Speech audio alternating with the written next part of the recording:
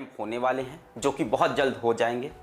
इस टाइम मैं देख रहा हूं कि बहुत से जेई एस्पिरेंट्स हताश हो चुके हैं कि उनकी जेई की तैयारी उस लेवल की नहीं है कि वो मेंस को या एडवांस को क्रैक कर पाएंगे। आईआईटी जेई जो एक सपना उन्होंने देखा था आज से 1 साल पहले, 2 साल पहले जब क्लास 11th में आए थे, या हो सकता हो 3 साल पहले क्लास 10 से, वो सपना आज उनका टूट रहा है। वो उनका प्यार, उनकी मोहब्बत उनका साथ छोड़ रही है और मंजिल अब दूर जा रही है। इस संदर्भ में मेरे पास अपनी एक बहुत पुरानी कहानी है, 7 साल पुरानी कहानी है मेरे बीटेक के फर्स्ट ईयर की। हो सकता हो आपको थोड़ा सा मोटिवेट कर सके इस समय। जब मैं स्कूल में था 11th 12th में, तो मेरा फेवरेट सब्जेक्ट फिजिक्स था।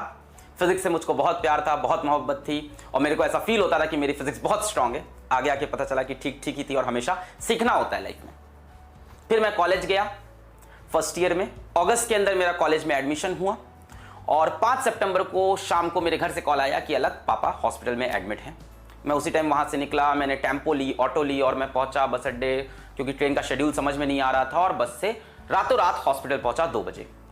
इसके बाद मेरे फादर हॉस्पिटल में वहाँ से 1-1.5 साल एडमिट रहे। कभी हॉस्पिटल, कभी घर, कभी हॉस्पिटल, कभी घर लगा रहा। 2 मेजर सर्जरीज हुई और उसके बाद आज पापा काफ़ी ठीक है।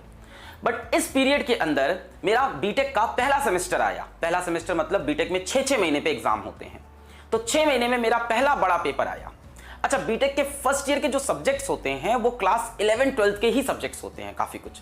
For example BTech first year का सब्जेक्ट होता है मैकेनिक्स फिजिक्स से आया। फिर फिजिक्स अपने आप में एक सब्जेक्ट होता है, केमिस्ट्री एक सब्जेक्ट होता है, इंग्लिश एक सब्जेक्ट होता है। तो काफ़ी सब्जेक्ट ऐसे थे जो आपने 11 12 में पढ़ रखे थे और वहीं से टॉपिक उठाया जाता था और थोड़ा सा और एडवांस लेवल की तरफ जाते थे। तो फर्स्ट ईयर के पेपर सामने थे और मैं कभी कॉलेज आता था कानपुर, कभी वापस घर जाता था इलाहाबाद। कॉलेज मेरा कानपुर में था, घर मेरा इलाहाबाद में। तो कभी मैं कॉलेज पहुंच जाऊं कानपुर, कभी घर आ जाऊं। कॉलेज जाना पड़ता था क्योंकि अटेंडेंस का ध्यान देना है और घर आना पड़ता था क्योंकि पापा का ध्यान देना है। तो इन दोनों के बीच में फंसा था और मेरे सेमेस्टर आ गए और सेमेस्टर के समय भी कुछ ऐसा माहौल था कि पापा हॉस्पिटल में ही थे। तो सेमेस्टर से जस्ट पहले मैं घर आया था। अगले दिन मेरा फिजिक्स का पेपर है और मैं इस टाइम हॉस्पिटल में हूँ और मैं सोच रहा हूँ कि मैं दोपहर से पढ़ाई स्टार्ट करूँगा और फिजिक्स तो मेरा स्ट्रॉन्ग सब्जेक्ट है, मैं अच्छा कर ले जाऊँगा। दोपहर हो गई, मैंने फिजिक्स की किताब खोली, कुछ समझ में नहीं आ रहा था। मेरे को अचानक से फील हुआ कि एक तो मैं पुरानी चीज़ भी भूल गया हूँ और दूसरी चीज़ यहाँ पे थोड़ी चीज़ें एडवांस लेवल पे चली गई हैं। शाम आते आते मैंने डिसीजन लिया कि हॉस्पिटल में पढ़ाई नहीं होगी, अपने को घर जाना पड़ेगा। प्लानिंग ये थी कि आज रात को तैयारी करेंगे, कल सुबह 5:30 की एक ट्रेन होती है, इलाहाबाद से जाएगी, उस टाइम हुआ करती थी, इलाहाबाद से कानपुर। मैंने कहा ठीक है, 4 घंटे के अंदर मैं पहुँच जाऊँगा। 4-4.5 घंटे का रास्ता है अगर आप ट्रेन से प्रॉपर्ली आपको टाइमली पहुँचा दे। वैसे भी एग्जाम मेरा दोपहर के 2 से शाम के 5 बजे का था, तो प्लानिंग परफेक्ट थी, सारी कहानी सही थी। मैं घर पहुंचा, मैंने रात को पढ़ाई करना स्टार्ट किया 6 बजे से 7 बजे से 8 बजे से, और मैं लग गया रात को 11:30-12 बजे और मुझे फील हो गया कि ये पेपर तो गया। मैंने डिसीजन ले लिया कि मैं ये पेपर छोड़ दूंगा और मैं इस बार पहली बार लाइफ में फिजिक्स का पेपर छोड़ रहा हूं। मैं कोई पेपर पहली बार छोड़ रहा हूं, इतना बड़ा डिसीजन, क्योंकि मेरी हिम्मत टूट चुकी थी। मुझे अपनी मंजिल अब दिखाई नहीं पड़ रही थी। मैंने अपने दोस्त को कॉल किया, उसका नाम अनुराग है। अनुराग से मैंने बात की और हमने रैंडम टॉपिक से बात की दुनिया भर की।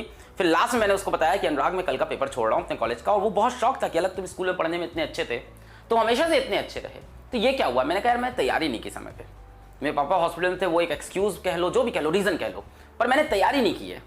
तो उसने मेरे को बड़ी अच्छी चीज़ बताई। उसने ये बोला कि तुम अभी गिव अप क्यों कर रहे हो, पेपर नहीं हुआ है, और जब तक पेपर नहीं हुआ है तब तक तुम्हारे पास समय बाकी है, तो तुम अभी गिव अप करके मेरे से आधा घंटा क्यों फोन पे बात कर रहे हो, तुम वापस अपना एफर्ट क्यों नहीं दे रहे हो। मेरे को उसकी बात सही लगी, मैंने फोन काटा, मैंने एफर्ट देना स्टार्ट किया। मैं रात भर जगा, 4 बजे सोया, 5-5 का अलार्म, 5-10 का अलार्म, इस तरह से अलार्म लगाए, उठा, तुरंत भागा स्टेशन, ट्रेन पकड़ा, ट्रेन के अंदर फिजिक्स किताब खोल के पढ़ता रहा।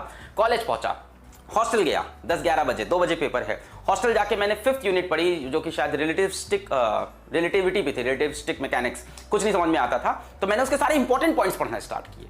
मेरे को समझ में आया कि जो चैप्टर्स मुझे आते हैं उनको मैं रिवाइज कर लेता हूँ, थोड़ा अच्छा कर लेता हूँ, जो मेरे स्ट्रॉन्ग थे। जो मुझे नहीं आते मैं उसके फॉर्मुले पढ़ता हूँ, उसके प्रीवियस ईयर क्वेश्चंस को एनालाइज कर लेता हूँ, सारे प्रीवियस ईयर क्वेश्चंस ध्यान से देखे, अच्छे से देखे, उनके सोल्यूशन समझे, और मैं चला गया पेपर देने। बाहर निकला, मेरा पेपर ठीक हुआ था। एंड शॉकिंगली ब्रांच के टॉपर्स ने भी ये बोला कि फिजिक्स पेपर बहुत हार्ड है, सभी ने ये बात एक्सेप्ट की। मेरे को समझ में नहीं आया, मुझे ये समझ में आ गया था मैं पास हो जाऊंगा। मैं घर आ गया, रिजल्ट आया, और you will be shock to know कि मेरे बीटेक के फर्स्ट सेमेस्टर में फिजिक्स में ब्रांच में हाईएस्ट नंबर थे। दिस इज अ फैक्ट, मेरे हाईएस्ट नंबर थे 100 में थे 86 हाईएस्ट होता है वहां पे। और दूसरी शॉकिंग बात ये थी कि 86 के बाद जो सेकंड हाईएस्ट था वो 80 था। 6 नंबर का मेरे पास लीड था। और मेरे बहुत अच्छे अच्छे दोस्त जो आज की डेट में साइंटिस्ट हैं, उनके 36, 44, 54 नंबर थे। What does that mean? That means you should never give up. Last moment तक एफर्ट देना जरूरी है। देखो, लास्ट मोमेंट में हमारे पास 2 रास्ते होते हैं जो अनुराग की इस कॉल ने मुझको समझाया। एक रास्ता होता है कि उस टाइम मैं गिव अप करके दुनिया भर की बातें करता और पेपर छोड़ देता और तैयारी भी नहीं करता, और दूसरा रास्ता था कि बचे हुए समय में मैं अपनी मंजिल पे ध्यान देता और लगातार मेहनत करता। So welcome all of you to our Manzil batch. दिल से एफर्ट करेंगे, दिल से जान लगाएंगे और इसी बार JEE mains, JEE advance crack करके जाएंगे। हमारी टीम आपके साथ है एंड आई होप आप भी हमारे साथ होंगे। ये लेक्चर्स अपने आप में सफिशिएंट नहीं होंगे जेई क्वालिफाई करने के लिए, पर इन लेक्चर के साथ अगर आप प्रैक्टिस शीट के क्वेश्चंस भी लगाओगे, टीचर की सारी गाइडलाइंस फॉलो करोगे, तो you can still make it to the top list. पढ़ाई करते रहें।